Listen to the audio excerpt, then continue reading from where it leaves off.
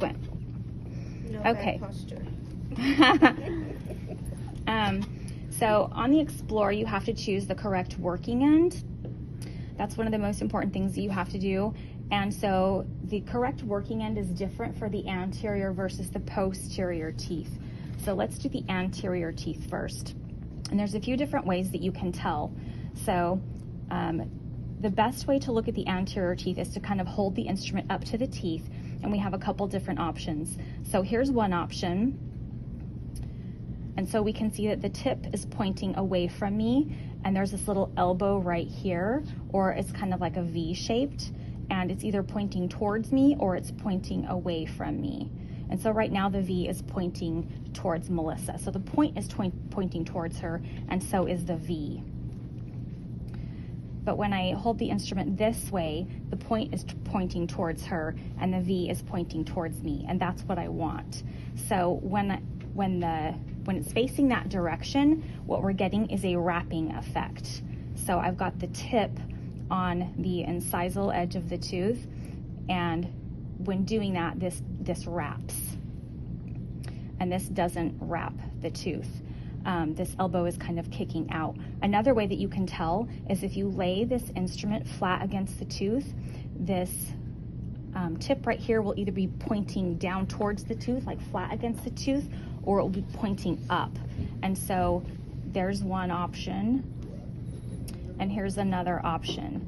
So this is pointing down into the tooth right here, and this is poking up out towards me. So this is the incorrect working end for two reasons. Number one, it's poking out. Number two, the tip is pointing towards Melissa, and so is the bend. This is the correct working end because the pointy tip is flush with the tooth, and also because the tip is pointing towards her and the elbow is pointing towards me. The V to the D, towards the distal, V to the D on anterior teeth. What? I didn't make this crap up. It works, okay? It does work. You know what? Come up with your own things.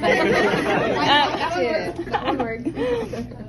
So on anterior teeth, we're going to divide them in half. So remember, we still have surfaces towards and surfaces away. So we're going to be dividing the tooth in half, and so we'll be going like this on our surfaces away. I'm not in the right, but can everybody kind of see? So there's our surfaces away. So making sure that you roll and pivot. So rolling is controlled by moving these two fingers right here, and pivoting is controlled using your fulcrum finger. So I think about rolling and pivoting like when you're driving around a really sharp corner.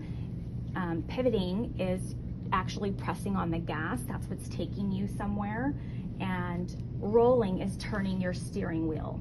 So you have to do both. You have to turn your steering wheel and you have to press on the gas. But do you need to turn your steering wheel or do you need to press on your gas? Depending on which one you need to do is how sharply you need to turn your corner. Or anyways, kind of think of that analogy when you're working in the mouth. So that might help you as far as, do I need to roll or do I need to pivot? So do I need to move or do I need to turn the corner? So that would be surfaces away. And then when I need to do surfaces towards on anterior teeth, we're going to flip this around and use the opposite end. So now this is going to be the correct working end with the same exact